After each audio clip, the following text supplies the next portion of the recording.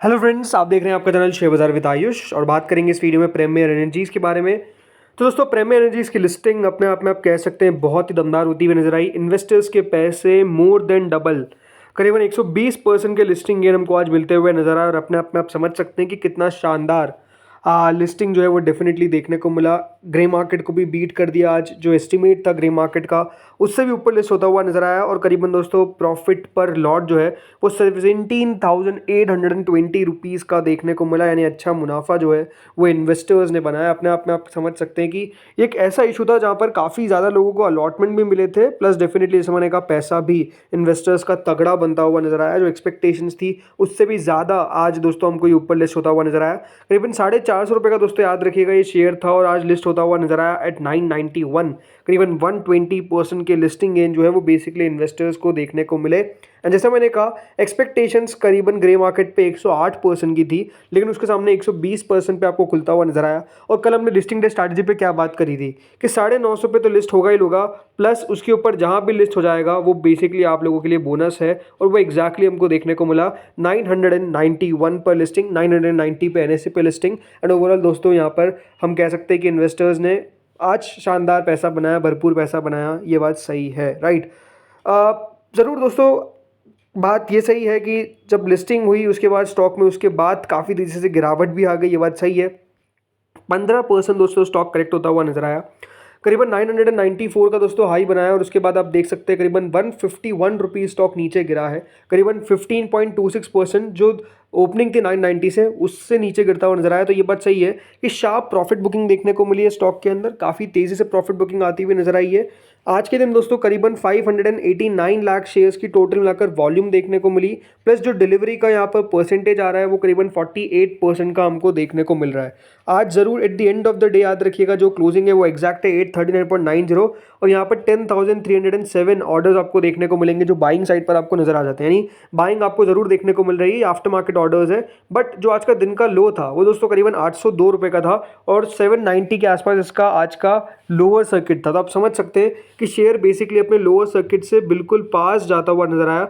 लगा नहीं वो बात अलग है, बट नो डाउट दोस्तों स्टॉक में आज प्रेशर तो क्रिएट होता हुआ नजर आया आफ्टर लिस्टिंग। जब एक बहुत अच्छी लिस्टिंग दे देता है तो ये बहुत बार देखा जाता है कि दोस्तों मुनाफा वसूली हमको देखने को मिलती है। इसीलिए हमेशा मैं कहता हूँ कि जिस दिन लिस्टिंग हो रही होती है उस दिन स्टॉक से थोड़ा सा बचना चाहिए, बिकॉज हो सकता है कि देखिए उस दिन स्टॉक में बहुत ज़्यादा वॉलेटिलिटी रहे और हो सकता है कि आपके पक्ष में ना रहे, जो एग्जैक्टली आज हमको देखने को मिला। इन्वेस्टर्स ने यहाँ पर अगर ले लिया होगा फॉर एग्जांपल देखिए प्री ओपन में, तो उनको नो डाउट आज अभी अच्छा खासा घाटा हो रहा होगा, ये बात हमको साफ नज़र आती है। बट सबसे इंपॉर्टेंट बात क्या है कि जो कंपनी है, राइट, जो कंपनी है वो डेफिनेटली अपने आप में अभी भी ऐसा नहीं कि कोई ख़राब हो गई है या उसके वैल्यूएशंस बिल्कुल ओवर द रूफ चले गए, ऐसा नहीं है। ये बात ध्यान रखिएगा, प्रीमियर एनर्जीज का कारोबार सोलर सॉल्यूशंस का है। इसमें solar cell, monofacial, bifacial modules company बनाती है। इसके अलावा कंपनी ईपीसी और ओएनएम सर्विस भी प्रोवाइड करती है। जो कंपनी है उसके पास 5 प्रोडक्शन यूनिट्स है हैदराबाद के अंदर, और जो आईपीओ इससे जो पैसा मिलेगा इससे दोस्तों कंपनी बेसिकली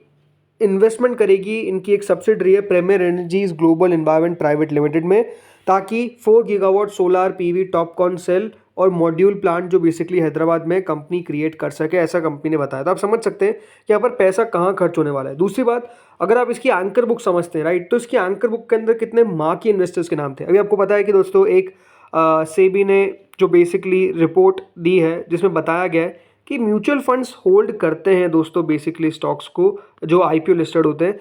इंडिविजुअल ज़रूर बेच देते हैं, कहा गया है कि ऑलमोस्ट 60% से ज़्यादा बेच देते हैं, but overall mutual funds buy करके जब करते हैं तो वो रखते भी है। अगर आप यहाँ पे देखेंगे तो नोमुरा फंड्स है, ब्लैक रॉक इंस्टीट्यूशन है, ये बात ध्यान रखिएगा। वैसे एंकर इन्वेस्टर्स का तो लॉक इन रहता है अभी अगले 30 दिनों तक, राइट, इनका 50% लॉक इन रहेगा, उसके बाद 50% खुल जाएगा और उसके 90 दिनों के बाद वो बाकी का बचा हुआ जो उनका 50% है वो बेच सकते हैं।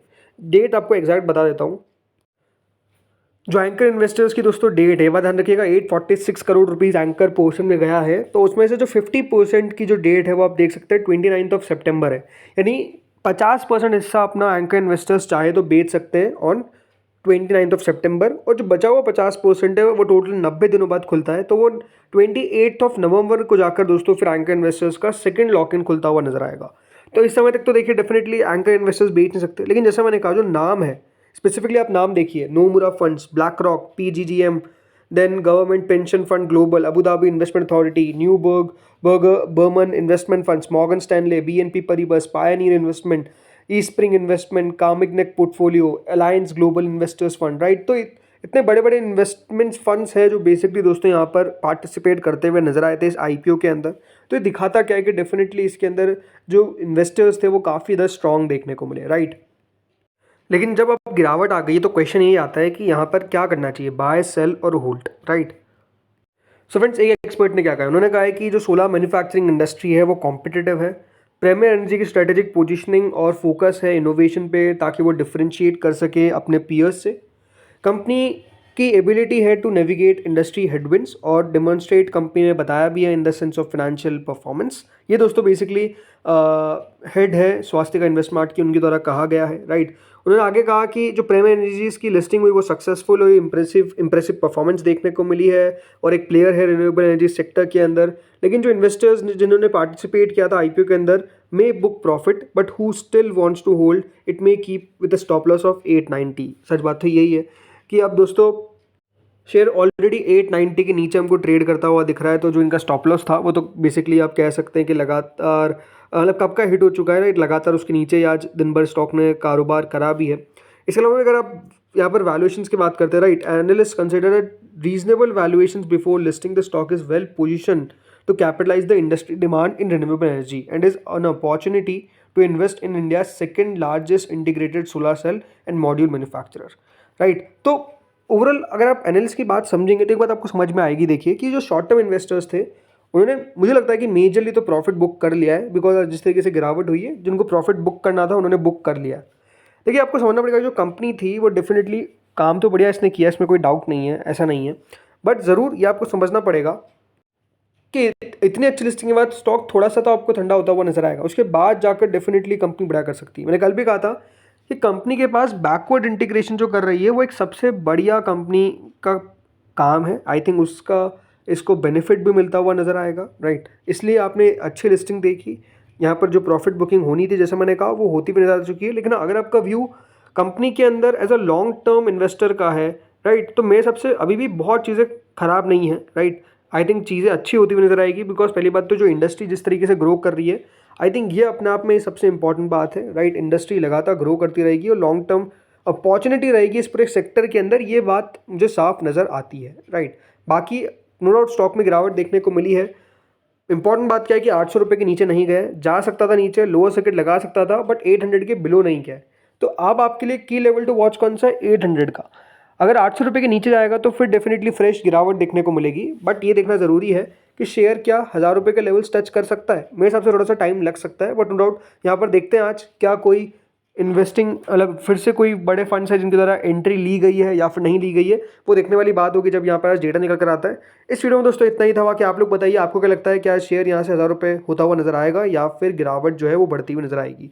तो फ्रेंड्स इस वीडियो में इतना ही था। होपफुली आपको वीडियो बढ़िया लगा होगा, अगर लगा तो प्लीज़ लाइक कर देना, चैनल से पहली बार जुड़े सब्सक्राइब कर देना। डेफिनेटली एक और बात आप बताइएगा कि क्या आपको IPO मिला था और आपने क्या प्रॉफिट बुक किया, और किया तो कितना किया ये बताइएगा। Thank you friends for watching this video.